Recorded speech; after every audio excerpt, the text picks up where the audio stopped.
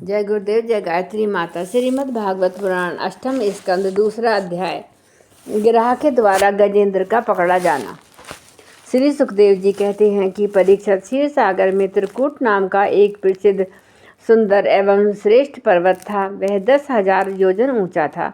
उसकी लंबाई चौड़ाई भी चारों ओर उतनी ही थी। उसके चांदी, लोहे और सोने के 3 शिखरों की छटा से समुद्र, दिशाएं और आकाश जगमगाते रहते थे। और भी उसके कितने ही शिखर ऐसे थे, रत्नों और धातुओं की रंग बिरंगी छटा दिखाते हुए सब दिशाओं को प्रकाशित कर रहे थे। उनमें विविध जाति के वृक्ष, लताएं और झाड़ियां थीं। झरनों की झरझर से वह गुंजायमान होता रहता था। सब ओर से समुद्र की लहरें आकर उस पर्वत के निचले भाग से टकराती। उस समय ऐसा जान पड़ता मानो वे पर्वत के पांव पखार रही हों। उस पर्वत के हरे पन्ने के पत्थरों से वहां की भूमि ऐसी सांवली हो गई थी जैसे उस पर हरी भरी दूब लग रही हो।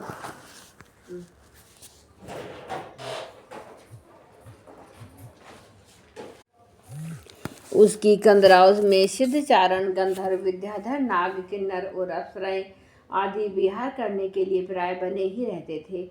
जब उसके संगीत की ध्वनि चट्टानों से टकराकर गुफाओं में प्रतिध्वनित होने लगती थी, तब बड़े बड़े गर्वीले सिंह उसे दूसरे सिंह की ध्वनि समझकर सह न पाते और अपनी गर्जना से उसे दबा देने के लिए जोर से गरजने लगते थे। उस पर्वत की तलहटी तरह तरह के जंगली जानवरों से सुशोभित थी।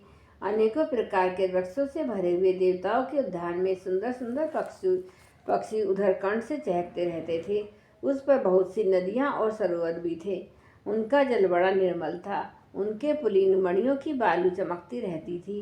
उनमें देवांगनाएं स्नान करती थीं, जिससे उनका जल अत्यंत सुगंधित हो जाता था। उनकी सुरभि लेकर भीनी भीनी वायु चलती रहती थी। पर्वतराज त्रिकूट की तराई में भगवत प्रेमी महात्मा भगवान वरुण का एक उद्यान था। उसका नाम था ऋतुमान। उसमें देवांगनाएं क्रीड़ा करती रहती थी। उसमें सब ओर ऐसे दिव्य वृक्ष शोभायमान थे जो फलों और फूलों से सर्वदा लदे ही रहते थे।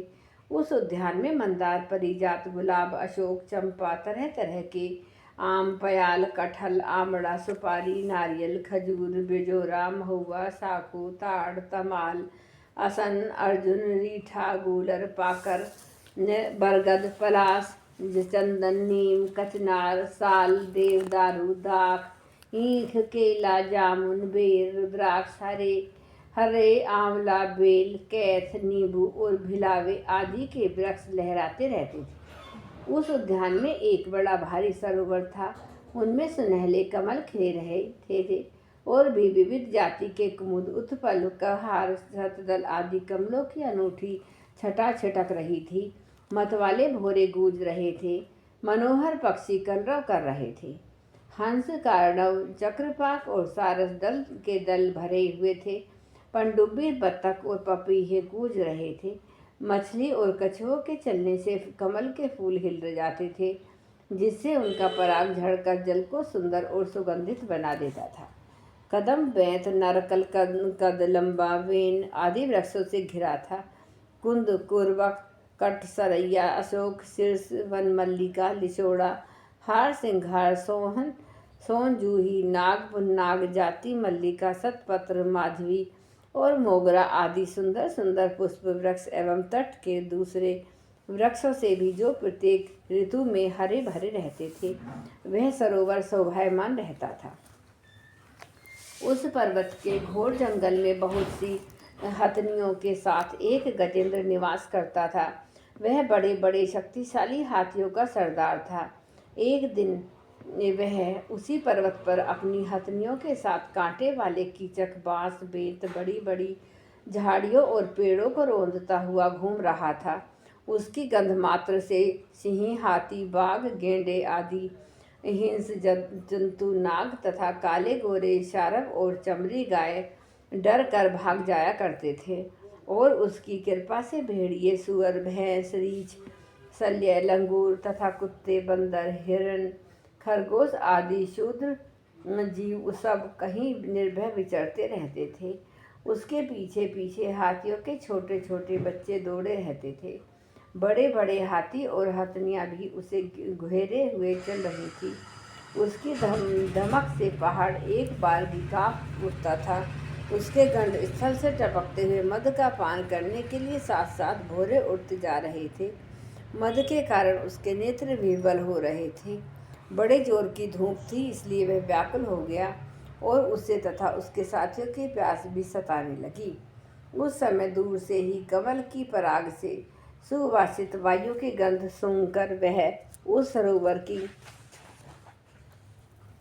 ओर चल पड़ा, जिसकी शीतलता और सुगंध लेकर वायु आ रही थी। थोड़ी ही देर में वेग से चलकर वह सरोवर के तट पर जा पहुंचा। उस सरोवर का जल अत्यंत निर्मल एवं अमृत के समान मधुर था। सुनहले और अरुण कमलों की केसर से वह महक रहा था। गजेंद्र ने पहले तो उसमें घुसकर अपने सूंड से उसे उठा जी भरकर जल पी लिया। फिर उस जल में स्नान करके अपनी थकान मिटाई। गजेंद्र गृहस्थ पुरुषों की भांति मोहग्रस्त होकर अपने सूंड से जल की फुहारे छोड़ छोड़कर हाथी साथ की हथनियों और बच्चों को नहलाने लगा। उनके मुंह में सूंड डालकर जल पिलाने लगा। भगवान की माया से मोहित हुआ गजेंद्र उन्मत्त हो रहा था। उस बेचारे को इस बात का पता ही न था कि मेरे सिर पर बहुत बड़ी विपत्ति मंडरा रही है। परीक्षित, गजेंद्र जिस समय इतना उन्मत्त हो रहा था, उस समय प्रारब्ध की प्रेरणा से एक बलवान गिरहा ने क्रोध में भरकर उसका पैर पकड़ लिया। इस प्रकार अकस्मात विपत्ति में पड़कर उस बलवान गजेंद्र ने अपनी शक्ति के अनुसार अपने को छुड़ाने की बड़ी चेष्टा की, परंतु छुड़ा न सका। दूसरे हाथी हथनियाँ और उनके बच्चों ने देखा कि उनके स्वामी को बलवान गिरहा बड़े वेग से खींच रहा है और वे बहुत घबरा रहे हैं। उन्हें बड़ा दुख हुआ और वे बड़े विकलता से चिल्लाने लगे। बहुतों ने उसे सहायता पहुंचाकर जल से बाहर निकाल लेना चाहा, परंतु इसमें भी वे असमर्थ ही रहे। गजेंद्र और गिरहा अपनी अपनी पूरी शक्ति लगाकर भिड़े हुए थे। कभी गजेंद्र गिरहा को बाहर से खींच लाता तो कभी गिरहा गजेंद्र को भीतर खींच ले जाता। परीक्षित, इस प्रकार उनको लड़ते लड़ते 1000 वर्ष बीत गए और दोनों ही जीते रहे। यह घटना देखकर देवता भी आश्चर्यचकित हो गए। अंत में बहुत दिनों तक बार बार जल में खींचे जाने से गजेंद्र का शरीर शिथिल पड़ गया। न तो उसके शरीर में बल रह गया और न मन में उत्साह। शक्ति भी क्षीण हो गई थी। इधर ग्रह तो जलचर ही ठहरा, इसलिए उसकी शक्ति क्षीण होने के स्थान पर बढ़ गई। वह बड़े उत्साह से और भी बल लगाकर गजेंद्र को खींचने लगा, पर इस प्रकार देह अभिमानी गजेंद्र अकस्मात प्राण संकट में पड़ गया और अपने को छुड़ाने में सर्वथा असमर्थ हो गया। बहुत देर तक उसने अपने छुटकारे के उपाय पर विचार किया। अंत में वह इस निश्चय पर पहुंचा कि यह गिरहा विधाता की फांसी ही है। इसमें फंसकर मैं आतुर हो रहा हूँ।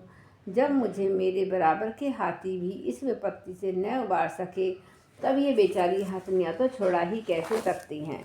इसलिए अब मैं संपूर्ण विश्व के एकमात्र आश्रय भगवान की शरण लेता हूँ। काल बड़ा बली है। यह सांप के समान बड़े प्रचंड वेग से सबको निकल जाने के लिए दौड़ता ही रहता है।